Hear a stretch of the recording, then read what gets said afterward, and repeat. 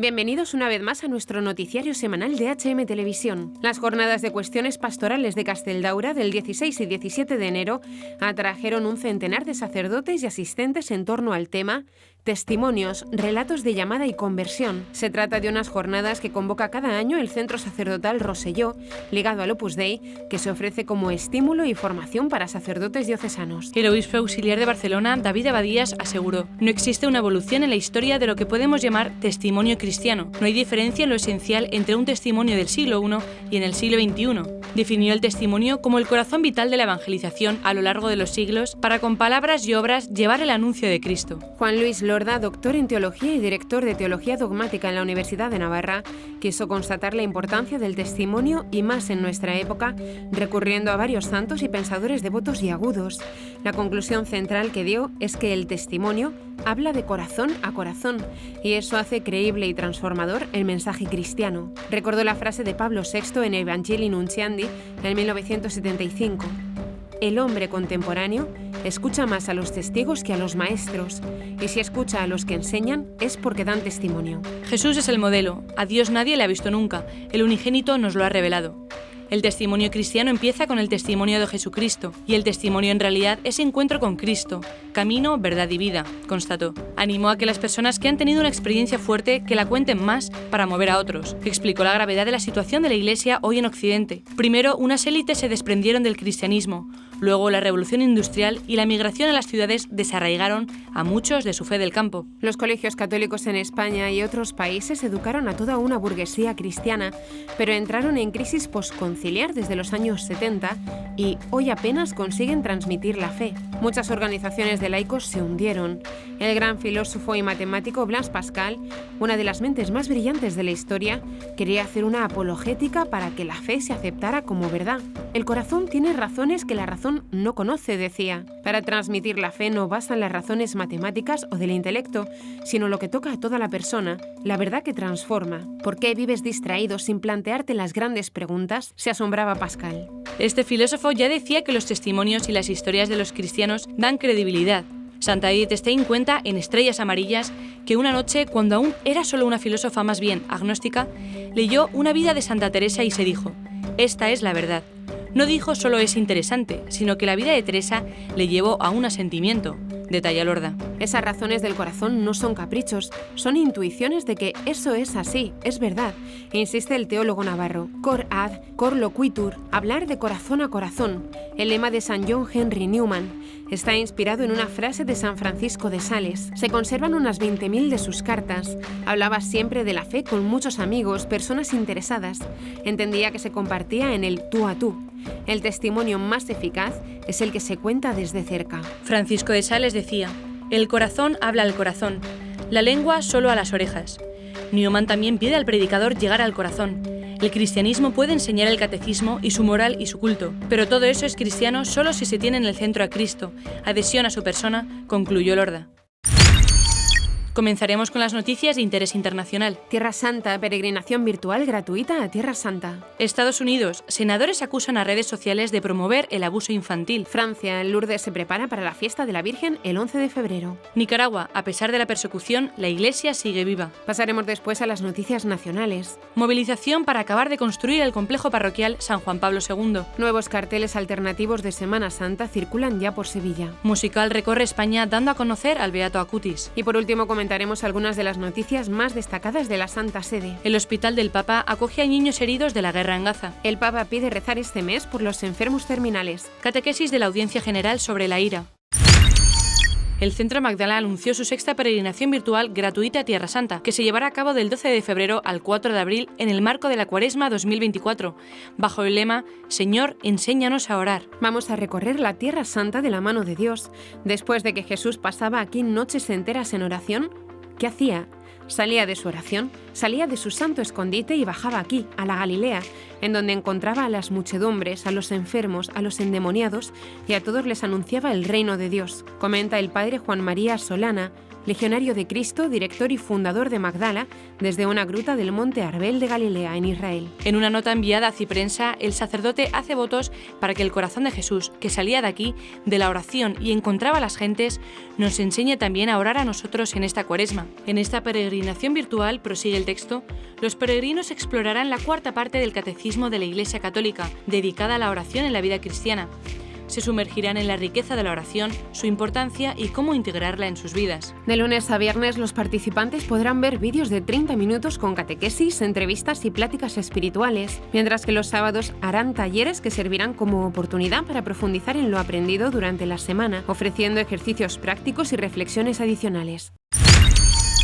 El Comité Judicial del Senado de Estados Unidos celebró una sesión en la que los senadores, tanto demócratas como republicanos, advirtieron a directivos de TikTok, Meta, X y otras redes sociales que tienen una responsabilidad ineludible a la hora de impedir el acoso a menores en sus respectivas plataformas. El presidente del comité, el senador Dick Durbin, demócrata de Illinois, abrió la audiencia afirmando que la explotación sexual infantil online es una crisis en Estados Unidos. Durbin citó al Centro Nacional para Niños Desaparecidos y Explotados, que informó haber recibido 100.000 denuncias de material de abuso sexual infantil online por día en 2023. Durbin afirmó que las redes sociales han exacerbado el crecimiento inquietante de la explotación infantil y aseguró que empresas como TikTok, Meta, la empresa matriz de Facebook, Snap, Reddit y X se han convertido en plataformas preferidas por los depredadores y abusadores sexuales de niños. Según un comunicado de prensa del Centro Nacional para Niños Desaparecidos y Explotados, el grupo recibió un total de 36,2 millones de informes de sospecha de explotación sexual infantil online en 2023, que contenían 105 millones de imágenes, vídeos y otros archivos. En un intercambio de pareceres particularmente acalorado, el senador Ted Cruz, republicano por Texas, reprendió a Zuckerberg por las políticas de Meta que, según él, conectan activamente a pedófilos con cuentas que anunciaban la venta de material de abuso sexual infantil. Cruz citó un informe de 2023 del Wall Street Journal que encontró que Instagram, que es propiedad de Meta y está operado por ella, permitía a los usuarios ver material marcado por contener abuso sexual infantil. También acusó a TikTok, un medio propiedad de la empresa china ByteDance, de apuntar a niños estadounidenses para promover contenido dañino. El momento más viral de la audiencia en el Senado se produjo cuando Zuckerberg, a instancias del senador Josh Hawley, republicano por Missouri, se puso de pie y se disculpó ante una multitud de padres en la galería cuyos hijos se suicidaron o sufrieron daños de diversas maneras debido a medios de comunicación social. Nadie debería tener que pasar por las cosas que sus familias han sufrido, y es por eso que hemos invertido tanto y vamos a realizar nuevos esfuerzos líderes en la industria para asegurarnos de que nadie tenga que pasar por el tipo de cosas que sus familias han sufrido, dijo Zuckerberg. Tanto los senadores demócratas como los republicanos del comité discutieron varias políticas y proyectos de ley bipartidistas para combatir la explotación infantil online. Entre los proyectos se encontraba la Ley de Seguridad Infantil Online, que requería que las empresas de redes sociales tomaran medidas más estrictas para prevenir cosas como la intimidación online y el acoso sexual, así como aumentar las características de privacidad para los menores. También se discutió la Ley de Fortalecimiento de la Transparencia y las obligaciones para proteger a los niños que sufren de abuso y maltrato. Stop CSAM, que facilitaría a las víctimas demandar a las empresas de tecnología por promover o facilitar la explotación sexual. Durbin dijo que las leyes actuales sobre las redes sociales han permitido que las grandes tecnologías se conviertan en la industria más rentable en la historia del capitalismo, sin temor a ser responsables por prácticas inseguras. El Santuario de Lourdes se apresta a celebrar la festividad de Nuestra Señora de Lourdes en la Gruta de Massabielle, en Francia. Se espera que miles de peregrinos celebren y recen juntos a Nuestra Señora de Lourdes, teniendo en la primera línea a las personas enfermas. En este año en el que la Iglesia pide que haya un año de oración para preparar el Jubileo 2025, el Santuario de Nuestra Señora de Lourdes ayuda a todos los que entren en él a realizar peregrinaciones de oración para que sigan las huellas de Cristo y pongan en práctica el tema que el santuario propone a los peregrinos para este año 2024, que se vengan en procesión. El 11 de febrero marca la fecha de la primera aparición de la Virgen María a Bernardita Soubirous. En 1993, el Papa Juan Pablo II declaró ese día como el Día Mundial del Enfermo. En este año dedicado a la oración, el Santuario de Lourdes invita al mundo entero a rezar a Nuestra Señora de Lourdes en un gran impulso de oración mundial. Ese día, a las 10 de la mañana, se celebrará la Misa Internacional en la Basílica de San Pío X, presidida por Su Excelencia el cardenal François Bustillo. A las 12 del mediodía se rezará el Ángelus en la gruta y habrá evocación de la aparición. A las 4:15 de la tarde se recitará el Rosario en la gruta y evocación de la aparición. También a las 4:15 tendrá lugar la conferencia del padre Jean-Marcel Rossini, Venir aquí en procesión. A las 5 de la tarde, adoración y bendición del Santo Sacramento en la Basílica de San Pío X, y a las 8:30 de la tarde se llevará a cabo la tradicional procesión de las antorchas. El tema del 32 Día Mundial del Enfermo es: no conviene que el hombre esté solo. En este Día Mundial del Enfermo, Lourdes acoge a peregrinos del mundo entero para vivir un momento de fraternidad y no estar solos, ya que no conviene que el hombre esté solo. Durante los días 9 y 10 de febrero, las Jornadas de Lourdes reunirán en el santuario a más de 850 organizadores internacionales de peregrinaciones, directores de peregrinaciones, presidentes de las hospitalidades, profesionales del turismo religioso, colaboradores del santuario, etc. Las Jornadas de Lourdes son una cita anual esperada por todos los actores internacionales de la peregrinación, invitados por el santuario en torno a la festividad de Nuestra Señora de Lourdes. A pesar de que el régimen de Daniel Ortega lidera desde hace años una persecución contra la fe, la Iglesia sigue viva en Nicaragua. Así lo expresa uno de los sacerdotes del país que sufre esta grave situación. El sacerdote lamentó que a este dolor se suman los más de 90 reos políticos, entre ellos muchos laicos colaboradores de la Iglesia Católica en el país, que son encarcelados y sometidos a una tortura psicológica continua. Han desterrado a nuestros pastores, nos han congelado el dinero de las parroquias y diócesis, pero la Iglesia en Nicaragua sigue viva y sigue caminando, expresó. Para el sacerdote nicaragüense, esto se debe a que Dios es quien dirige la Iglesia, con la fuerza de su Espíritu y María Inmaculada, que acompaña a nuestro pueblo. Además, enfatizó que la Iglesia no es una ONG, ni es la oposición, como cree el gobierno de Ortega. Es algo que va mucho más allá. Por otra parte, tras 527 días en la cárcel, Monseñor Rolando Álvarez, obispo de Matagalpa, fue liberado y deportado a Roma junto al obispo Monseñor Isidoro Mora y otros sacerdotes y seminaristas el pasado 14 de enero. Desde la oscuridad de su celda en La Modelo, la prisión donde también han sido encarcelados otros sacerdotes y fieles, Monseñor Álvarez fue un testimonio de fe vivo y una luz para todos los católicos de Nicaragua, aseveró. Tras la deportación de los prelados y sacerdotes, lamentó que la persecución aún continúa. Las homilías son grabadas con la orden expresa de no poder rezar por Monseñor Rolando Álvarez, explicó el sacerdote nicaragüense, y recordó que tras la deportación de Monseñor Rolando, pocos días después fueron secuestrados y desterrados 3 sacerdotes de la congregación Misioneros Consagrados del Santísimo Salvador a México. Sin embargo, los sacerdotes continúan su labor con muchas limitaciones, muchos de ellos siendo controlados día a día en sus programaciones pastorales, lamentó. Esta es la realidad de Nicaragua, que desde hace varios años vive una persecución religiosa cada vez más sistemática, agravada en los últimos meses por el régimen sandinista. Sin embargo, resaltó el sacerdote que la gente no tiene miedo de expresar su fe y aseguró que durante el tiempo que Monseñor Rolando estuvo encarcelado, predicó día y noche. Su testimonio alentó la esperanza, nos fortaleció e hizo temblar a la dictadura. El templo de San Juan Pablo II ha reanudado las obras para finalizar la construcción del nuevo templo, que se iniciaron a mediados de la década de los 90. La conclusión de la obra quedó entonces supeditada a las posibilidades económicas. Es una gran alegría para nuestra parroquia ver cómo después de tantos años de esfuerzos y recursos, generosamente aportados por tantos y tantos, se inicia la primera de las 2 fases que llevarán a su finalización, ha afirmado Luis Oliver, párroco de Benicàssim, Castellón. La parroquia del municipio, dedicada a Santo Tomás de Villanueva, está en el centro de la ciudad y tiene una capacidad pequeña, acorde para la población que tenía Benicàssim cuando se construyó, en torno a 1796, así como varias capillas pequeñas. Están censados 19.000 habitantes, pero la población real durante el año es de unas 30.000 personas. Sin embargo, en Semana Santa y verano se superan los 100.000 habitantes, y desde hace tiempo se veía necesario construir un templo de gran capacidad. La primera de estas fases, que se desarrollará hasta finales de este 2024, comprende el cerramiento exterior de toda la estructura y la construcción de las torres. En la segunda fase se adecuará el interior del templo para su uso litúrgico. El coste total de las obras es de 1,5 millones de euros. El impulso dado por el obispo de la diócesis, don Casimiro López, ha hecho posible desbloquear la obra al asumir el obispado de Segorbe Castellón el importe de 350.000 de la primera fase y afrontar los primeros gastos importantes. El ayuntamiento de Benicàssim ha comprometido 80.000 euros. Las donaciones recogidas hasta el momento ascienden a 41.000 euros. Entre las principales iniciativas para recoger fondos figura una suscripción de colaboración con la parroquia, haciendo un donativo anual o mensual o de modo ocasional, en cualquiera de las cuentas bancarias que aparecen en el folleto que están repartiendo. Otra forma es participar en la campaña Ladrillos de la Fe. Aquellos que lo deseen podrán comprar por 10 euros uno de los ladrillos del cerramiento del edificio o por 50 euros uno de los cubos que están dando forma a las torres del campanario. Se puede hacer la donación personalmente en las oficinas parroquiales y próximamente también en una web que se habilitará. Todos recibirán un certificado con su nombre y el número de ladrillo o cubo donado. Esas donaciones, así como suscripciones, se pueden desagravar en la declaración de la renta. La tercera forma es comprar los carolinos, los dulces preferidos del Papa San Juan Pablo II. Con la receta polaca, la panadería José María elaborará estos dulces para que puedan comprarse en su establecimiento de manera habitual. Se destinará 1 euro del precio de venta a la construcción del templo.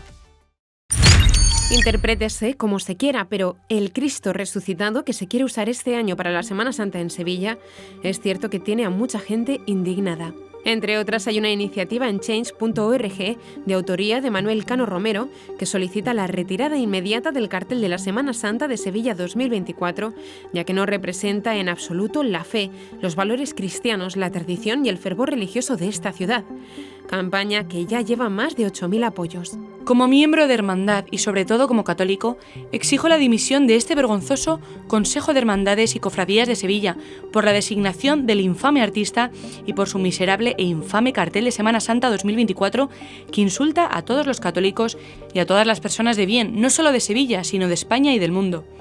Exijo igualmente al obispo de Sevilla que tome medidas y proceda a cesar a toda la Junta de Hermandades y Cofradías de Sevilla, dice en la misma plataforma Rafael Morillo Salvador. El colectivo Pasión en Sevilla lanzó una encuesta en X sobre la popularidad del cartel. Los resultados fueron abrumadoramente contrarios. Son muchos los que ven cierta carga sexual en el Cristo del artista Salustiano García, quien sin embargo afirma que se inspiró en su hijo y en obras de arte barrocas y renacentistas. Algunos incluso llegan a decir que el cartel sería más apropiado para anunciar un día del orgullo homosexual, pues el Cristo ahí representado tiene tintes al menos dudosos en cuanto al género. García sí quería un Cristo humanizado, no sacro, según él mismo declaró. Mi Cristo luce joven y bello. Joven como metáfora de pureza y bello porque belleza y bondad son la misma cosa. Todos me pedían que fuera fiel a mí mismo y al mismo tiempo me sugerían que representara a tal o cual Virgen o Cristo. Pero la representación de una imagen sacra se aleja mucho de mi estilo, ha expresado. Este artista, ya conocido por sus obras absolutamente y abiertamente ofensivas y blasfemas contra la fe, y que ha sido escogido por el Consejo de Hermandades y Cofradías de Sevilla, declara que su relación con la Semana Santa es la de un mero espectador. Nunca he pertenecido a ninguna hermandad. Esto no quiere decir que me sea ajena, en absoluto. Ya algunos incluso presentan versiones propias y diferentes como cartel de Semana Santa para este año y comienzan a hacer curso por las redes sociales como carteles de verdadero gusto popular y alternativo al cartel inicial. Un sitio web especializado en reclamaciones católicas, www.peticionescatólicas.org, ha iniciado también una campaña para que se retire el cartel de Salustiano García, así como enraizados. El sacerdote José Antonio Fernández, rector del Seminario Diocesano de Cuenca, estaba un día ante el sagrario cuando al encontrarse con uno de sus seminaristas menores, sintió la necesidad de organizar un musical sobre el beato Carlo Acutis. Tiempo después, el musical original El Paso de Carlo, del que don José Antonio es director, se ha convertido en todo un fenómeno tras su exitosa representación en Cuenca, Tarancón y Toledo, y se han interesado ya en su representación diócesis como Albacete, Ciudad Real, Tortosa, Murcia, Jaén, Jerez de la Frontera, Alcalá de Henares, Plasencia. Carlo murió a la edad de 15 años en Asís, Italia, en 2006 y fue beatificado en octubre de 2020. Modelo de joven auténtico, generoso, valiente, lanzado, jovial. Enamorado de Jesús Eucaristía, su autopista al cielo, de la Virgen María, la única mujer de su vida, y de los pobres, a los que ayudaba de manera prácticamente a escondidas. Hizo de la informática y de Internet un instrumento al servicio del Evangelio, con su exposición de milagros eucarísticos.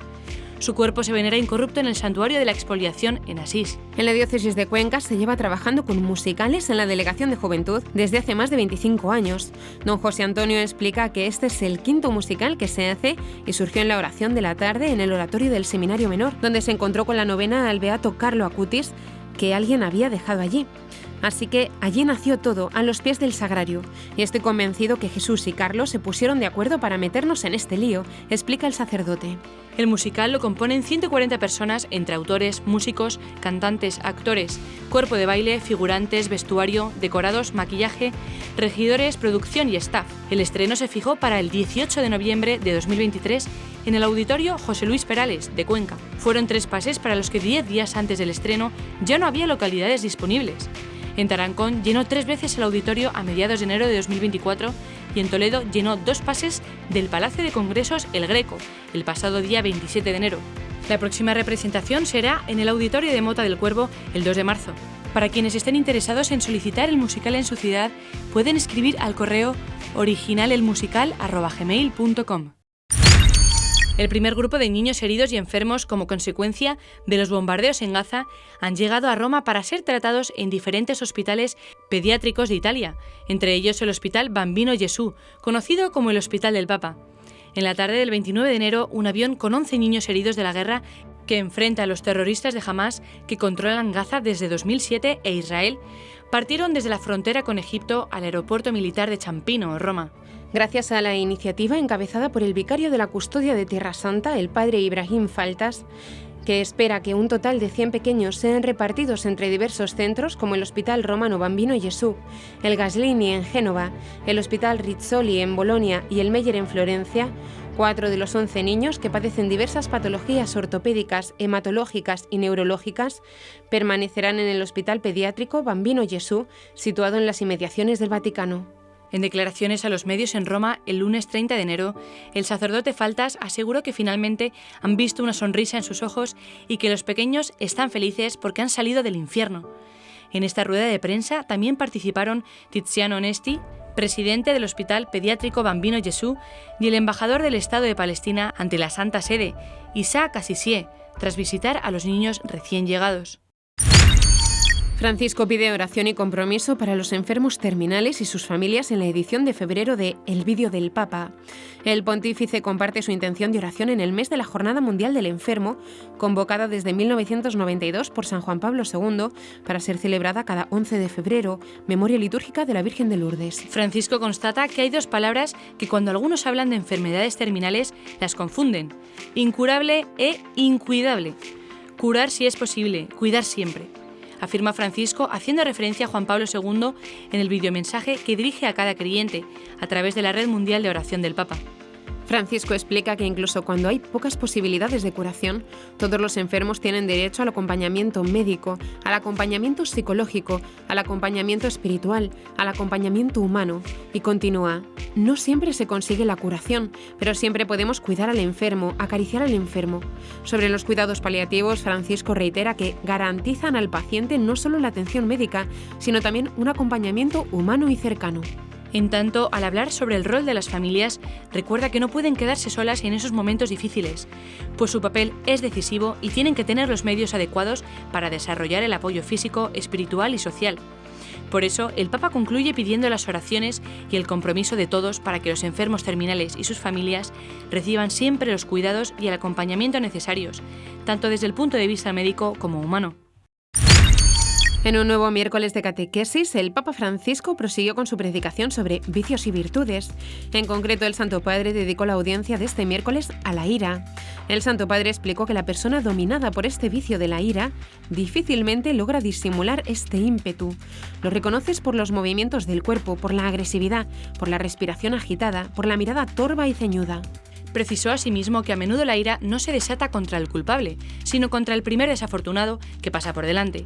Además, lamentó las ocasiones en las que los hombres contienen su ira en el lugar de trabajo, demostrándose tranquilos y compasivos, pero que una vez llegados a casa se vuelven insoportables para la esposa y los hijos. A su vez explicó que no somos responsables de la ira en su surgimiento, sino siempre de su desarrollo, al tiempo que afirmó que a veces es bueno que la ira se desahogue de la manera adecuada. Si una persona no se enfada nunca, si no se indigna ante la injusticia, si no siente algo que le estremece las entrañas ante la opresión de un débil, entonces significaría que no es humana y mucho menos cristiana, aseguró. A esto lo llamó la santa indignación, que no es una ira, sino un movimiento del interior. También recordó que Jesús experimentó este sentimiento con los mercaderes en el templo, donde realizó una acción fuerte y profética, dictada no por la ira, sino por el celo para la casa del Señor. Por último, señaló que con la ayuda del Espíritu Santo es posible encontrar la justa medida de las pasiones y educarlas bien para que vuelvan hacia el bien y no al mal.